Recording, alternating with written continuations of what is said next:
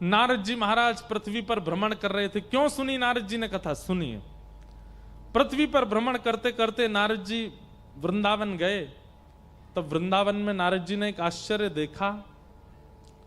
परम सुंदरी युवती बैठी है और उसकी गोद में दो वृद्ध लेटे हैं। नारद जी ने पूछा, हे युवती, ये कैसा विचित्र दृश्य है कि एक युवा कन्या की गोद में दो वृद्ध? मैं इस भेद को समझ नहीं पा रहा हूं, मुझे थोड़ा बताओगी आप कौन हो? तब उसने बताया, अहम भक्तिर्तिख्याता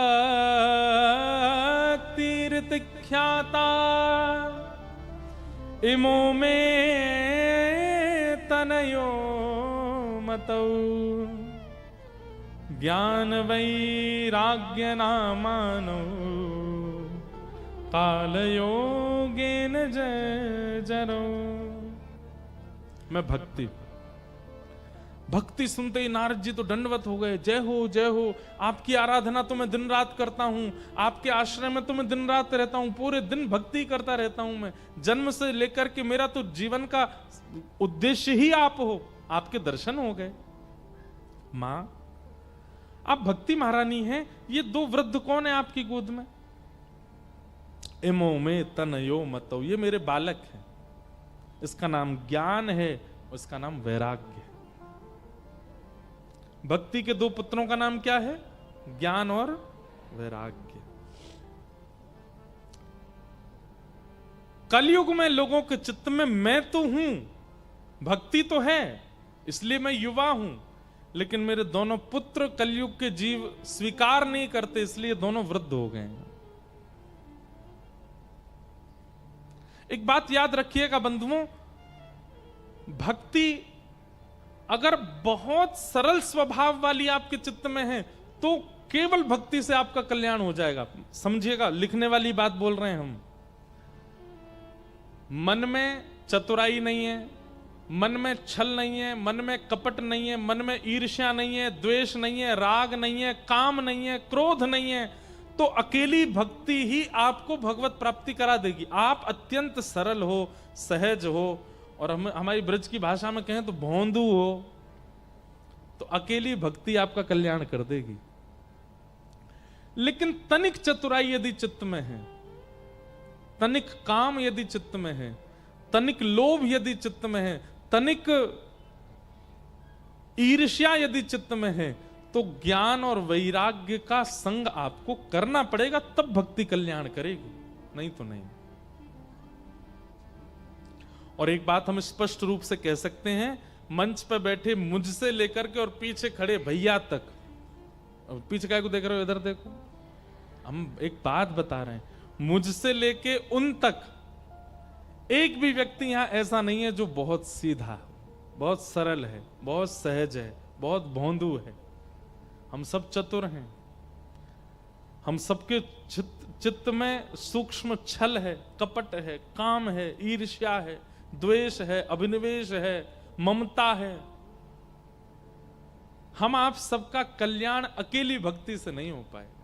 हमें ज्ञान की भी आवश्यकता है और हमें वैराग्य की भी आवश्यकता है।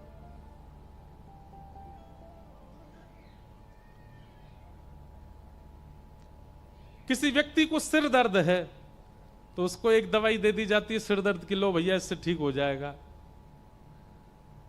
लेकिन उसको यदि गंभीर माइग्रेन की बीमारी है, उसकी नस में कोई सर्वाइकल की दिक्कत है, आदि आदि, तो सामान्य सिर दर्द से काम, दवाई से काम चलेगा नहीं। उसको फिर 4-5 दवाइयां देनी पड़ेंगी, उसको कुछ काढ़ा भी बना के देना पड़ेगा, उसको और भी बहुत सारी चीज, तब जाके उसका दर्द ठीक होगा। तो हम सब जो हैं, हम सब तो माइग्रेन वाले हैं, नॉर्मल सिर दर्द नहीं है हमारे। एक गोली भक्ति से हमारा काम होना नहीं है, हमें तो ज्ञान भी चाहिए, वैराग्य भी चाहिए। 3 गोली सहित लेंगे तभी कल्याण होगा। या तो सत्संग के माध्यम से अपने चित्त के प्रकट हुए समस्त विकारों को समाप्त कर लीजिए, सहज हो जाइए, तो केवल भक्ति कल्याण कर देगी। लेकिन यदि चित्त में बाकी के भी दोष हैं तो फिर ज्ञान और वैराग्य के बिना भक्ति अकेली कार्य नहीं कर पाएगी। समझ रहे हैं ना हमारी बात?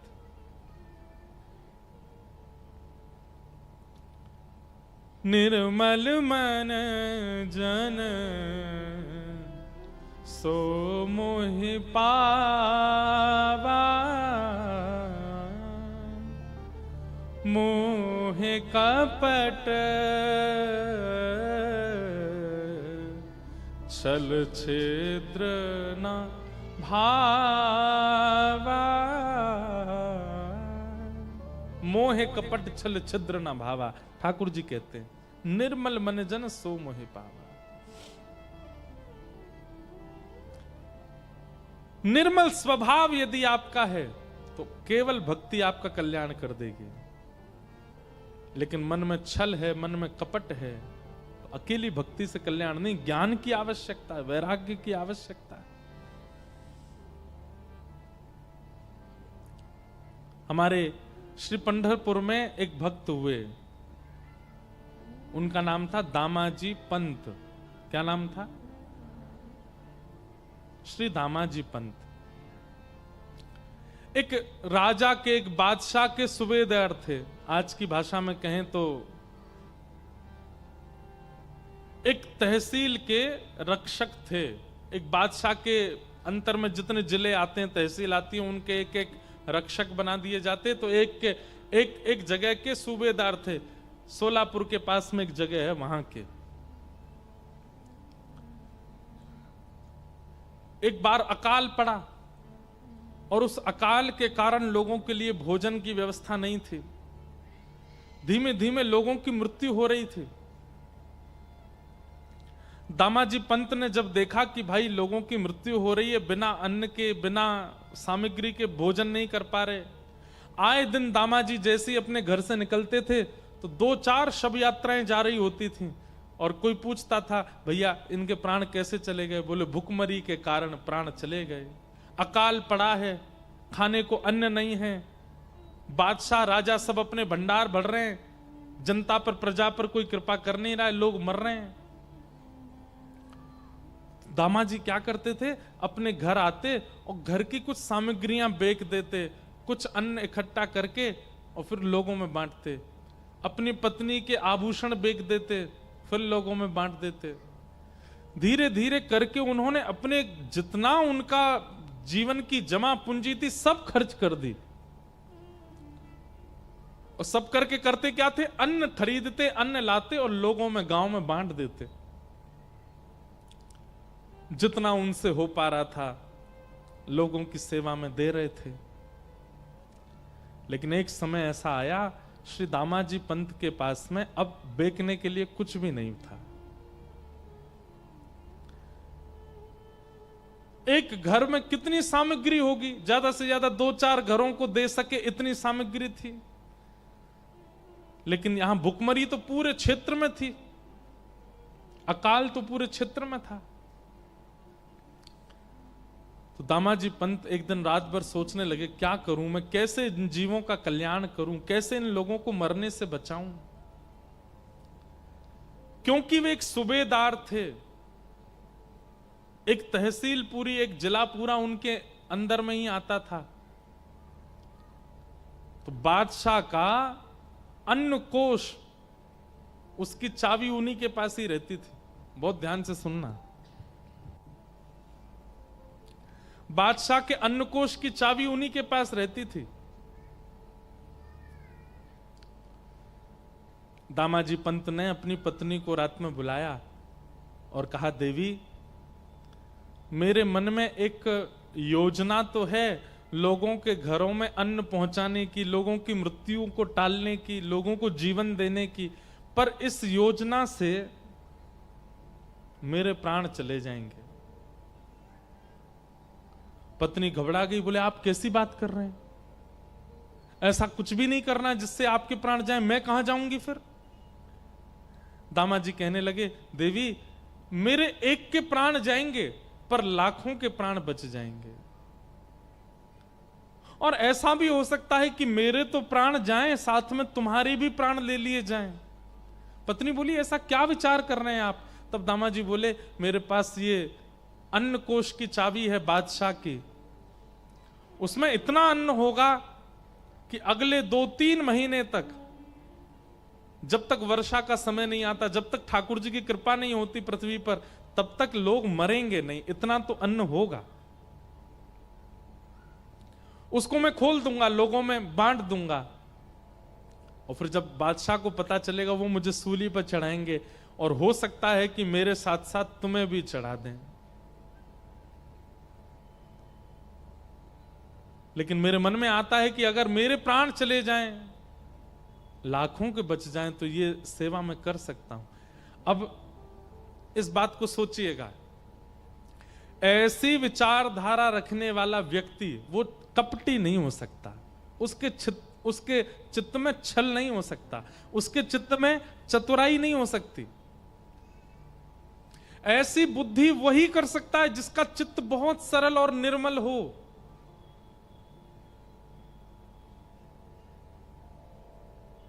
हम लोग ऐसी विचारधारा वाले नहीं हैं। हम लोगों की विचारधारा विचित्र है। संकट आने पर हम अपनी रक्षा प्रधान मानते हैं, इसलिए हम लोग अब सहज नहीं बचे। हम जो इस काल के लोग हैं, हम में से सहजता, सरलता, निर्मलता निकल चुकी है, इसलिए हमको ज्ञान वैराग्य का आश्रय लेना पड़ेगा अपने कल्याण के लिए। प्राचीन भारत के लोग सरल थे, सहज थे, चतुर नहीं थे, इसलिए भक्ति मात्र उनका कल्याण कर देती थी। दामाजी पंत ने अपनी पत्नी से कहा, मैं अन्न कोश खोल करके लोगों में बंटवा दूं, मेरे प्राण तो जाएंगे पर इतने लोग बच जाएंगे। पत्नी ने कहा मुझे स्वीकार है, आप कीजिए।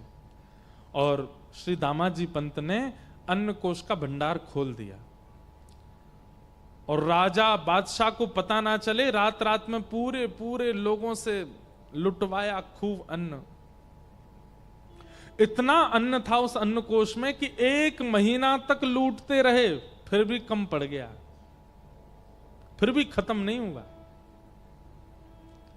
लोगों के घरों में अन्न चला गया, लोग रोटी सब्जी बना के पाने लगे, भुखमरी बंद होने लगी, लोगों के प्राण जाने बंद हो गए। लेकिन ये खबर जैसी बादशाह को पता चली कि उनसे बिना पूछे दामा पंत ने अन्न कोश खोल दिया।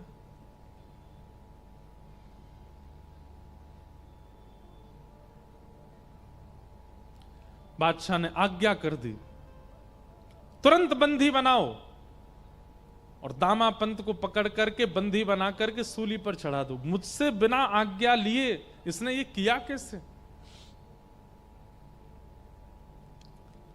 राजा के जो सेना थी, उस सेना गई घोड़ों पर बैठ करके। दामाजी को पता था कि एक दिन तो ये होना है, और आज जैसी सैनिकों को आते देखा, अपनी पत्नी को मुस्कुराकर देख करके बोले, देवी अब मुझे आज्ञा दो,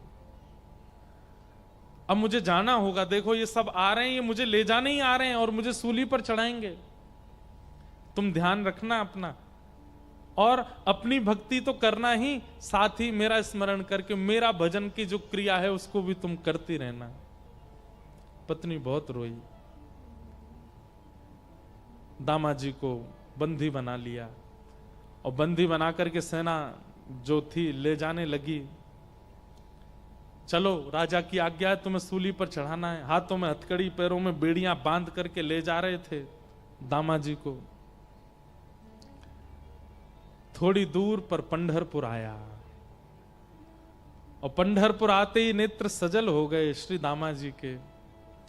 और जो सेनापति था उससे कहा, एक अंतिम इच्छा मेरी पूरी कर देंगे आप? बोले क्या? ये मेरे इष्ट का स्थान है, श्री पंडरीनाथ भगवान यहां विराजते, आपकी अगर आज्ञा हो तो मैं ठाकुर जी को केवल प्रणाम कर लूं।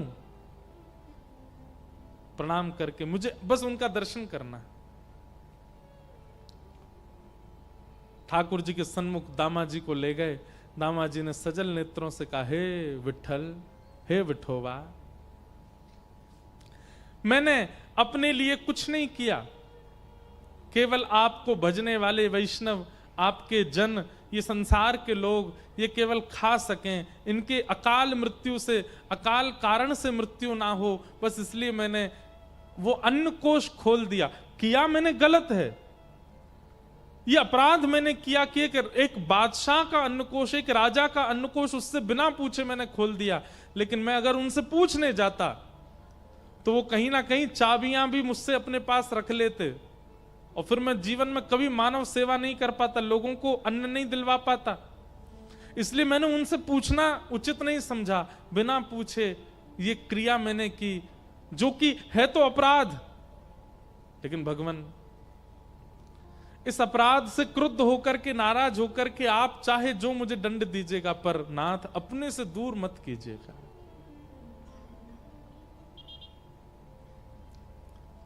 पंडरीनाथ भगवान से प्रार्थना कर रहे हैं, नेत्र सजल हैं। प्रबल प्रेम के पाले पड़कर हरि को नियम बदलते देखा, अपना मान टले टल जाए, पर भक्त का मान न टलते देखा। मेरा भक्त रो रहा है, मेरा प्रिय रो रहा है सामने बैठकर के, ठाकुर जी कैसे सहन कर पाते। इतने में ही श्री पंडरीनाथ भगवान एक नन्हे से कुमार बालक का रूप धारण किया। सुंदर कटाक्ष नेत्र हैं, सुंदर नासिका है, सुंदर अधर, सुंदर कान, सुंदर हाथ, सुंदर पैर, सुंदर छोटी सी पोशाक पहनी, सिर पर पाग बांधी, और महाराज तैयार होकर के बिल्कुल नटखट से एक नन्हे से कुमार बालक, मतलब लगभग आयु होगी 10-12 वर्ष की, और चाल ऐसी, ढाल ऐसी कि जो देखता है वही न्यौछावर हो जा रहा है। एक बालक का रूप धारण करके बादशाह की सभा में पहुंच गए ठाकुर जी। द्वारपालों ने रोका, कौन हो? केवल तिरछी नजर से उनको देख लिया। नजर से देख करके जो रोकने वाले थे द्वारपाल, वो तो भूल गए इनको पूछना है, करना है, कुछ कहना है। ठाकुर जी बोले, अब बताऊं मैं कौन हूं? द्वारपाल बोले, नहीं नहीं, तुम जो भी हो बस हमारे नेत्रों के आगे ही रहना, दिखते रहो, बहुत अच्छे हो, जाओ भीतर जाओ। ठाकुर जी का सबसे बड़ा बाण यदि कोई है तो वो है उनका रूप, इतना सुंदर बना लेते हैं। कभी कभी मेरे मन में आता है कि राधा रमण, राधा वल्लभ बिहारी जी, पंडरीनाथ इतने सुंदर हैं कि महाराज ये स्थिर रहते हैं तो लाखों लोग इन पर दीवाने होते हैं।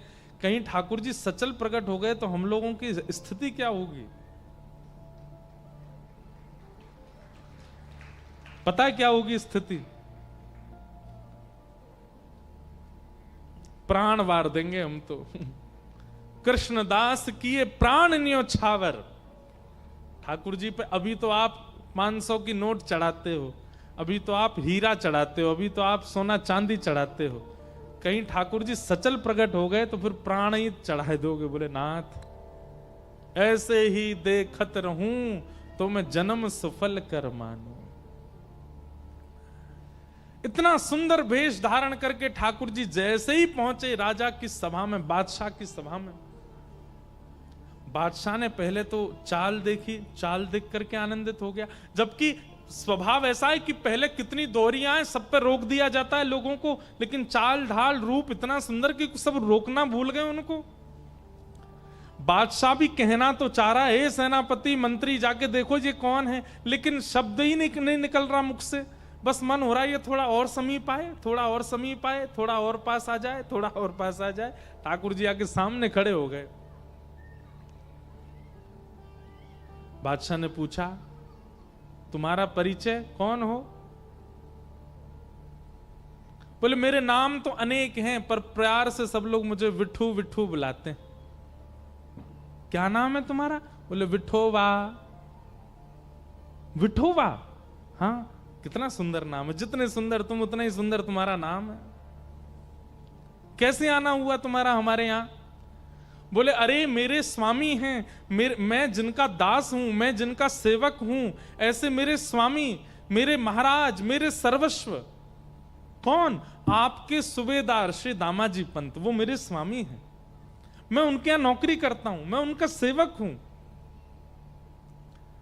उनका बहुत सारा धन मेरे पास पड़ा था। मैंने बहुत बार उनसे कहा कि आप आके ले लीजिए, लेकिन वो इतने व्यस्त थे कि वो नहीं आ पाए। इतने उदार, अपना सारा धन मेरे पास छोड़ दिया। पर आज मुझे पता चला कि उनके धन, आपकी किसी सामग्री का उन्होंने प्रयोग किया जिसका धन वो चुका नहीं पाए, आप उनको सूली पे चढ़ा रहे हो। तो मैंने सोचा कि उनका जो बकाया धन है जो मुझ पर है, वो मैं आपको दे देता हूं ताकि उनकी मृत्यु टल जाए।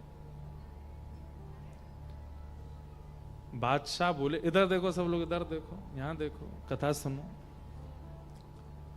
बादशाह बोला, बातें तो तुम बहुत अच्छी कर रहे हो, तुम्हारा स्वर भी बहुत मीठा है, देखने में भी बहुत सुंदर हो, लेकिन भैया तुम्हारे जो स्वामी हैं उन्होंने इतना अन्न लिया है कि उसको दामाजी पंत क्या, किसी देश का कोई बहुत बड़ा सेठ भी चाहे तो नहीं भरपाई कर पाएगा। इतना अन्न प्रयोग में लिया उन्होंने, कहां से दोगे इतना धन? बोले आप ले लीजिए, कम पड़े तो बताइएगा। कहां है, लेके आयो? को बैलगाड़ियों में लायो? किस में? बोले नहीं, ये रखी पोटली। बादशाह जोर से ऐसा बोले, इस पोटली में लाए? बोले हाँ। चलो निकालो, कितना है हम भी देखें। सब लोग हंसने लगे। ठाकुर जी ने पोटली खोली और जैसे ही उल्टी करी, निकलता ही गया, निकलता ही गया, निकलते ही गया, निकलते ही गया। सोने का एक मानो जैसे मेरू पर्वत जैसा खड़ा हो गया राजा के सामने। बादशाह तो आज पहले तो रूप पे मोहित हो गया, फिर वाणी पर मोहित हो गया, चाल ढाल पर मोहित हो गया, फिर ये चमत्कार देख करके वो तो बिल्कुल मानो जैसे न्योछावरी हो गया। भैया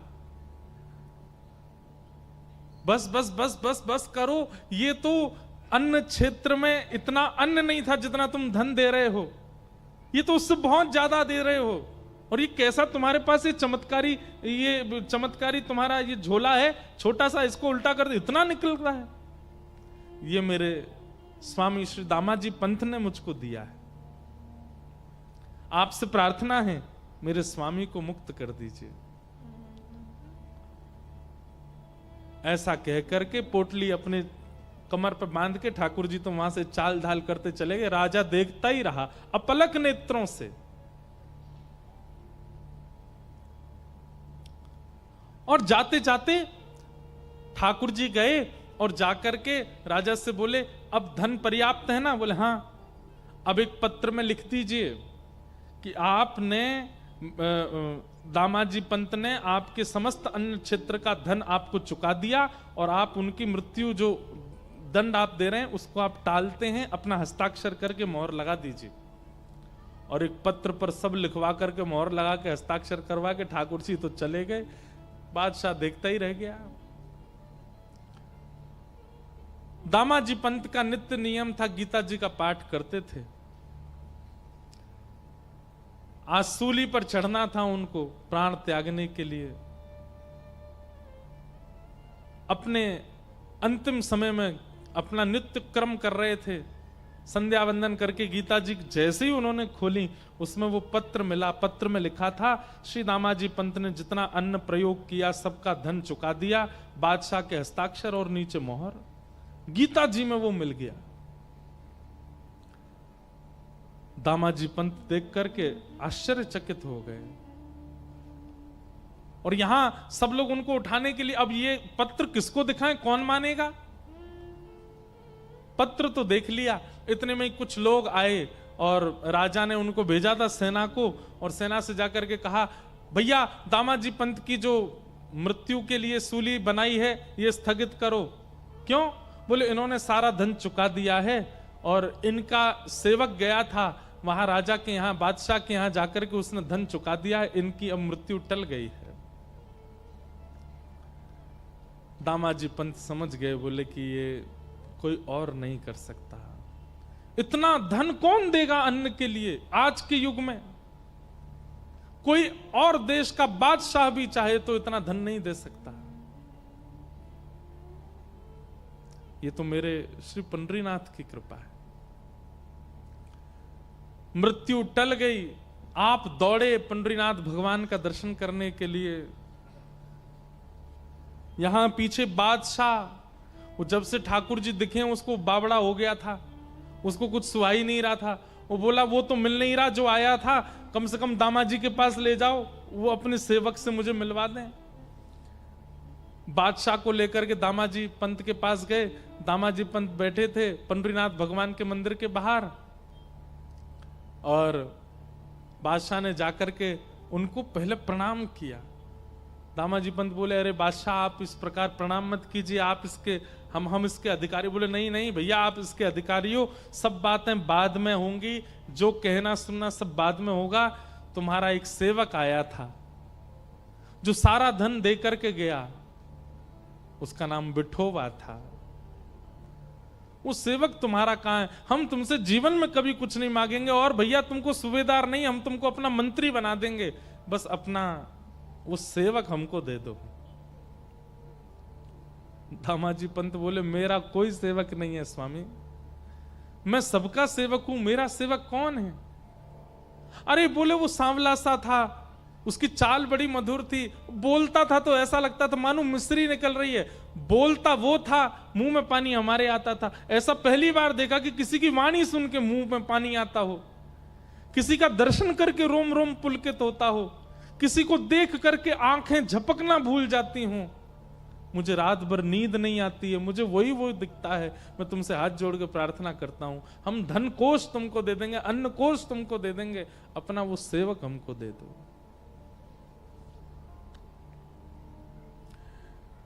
बादशाह का हाथ पकड़ करके दामाजी पंत सिड्डियों पर लेकर के गए और कहा नेत्र उठा करके देखो कहीं ये तो नहीं थे। सामने श्री पंडरीनाथ भगवान खड़े थे। जैसे ही बादशाह ने दृष्टि उठा करके देखा तो बाकी सबको तो वो पंडरीनाथ जी के रूप में दिख रहे थे, पर बादशाह के आगे वो साक्षात जो विठोबा आया था वैसे ही प्रकट हो गए, और प्रकट होकर के वैसे ही नैन मटकाने लगे, वैसे ही मुस्काने लगे, वैसे ही अपने अंगों को हिलाने लगे। बादशाह देख करके उनका मुरीद हो गया, हृदय से लगा लिया। दामाजी पंत ने बोले भाग्यशाली हो भैया तुमने कोई जप नहीं किया, तप नहीं किया, कोई पुण्य नहीं किया, तुमने साक्षात हमारे परमात्मा का दर्शन कर लिया। तुम्हारे यहां जो विठोबा आए थे यही है, यही पंडरीनाथ ही आए थे। दामाजी पंत ने तो सब छोड़ करके पंढरपुर वास कर लिया।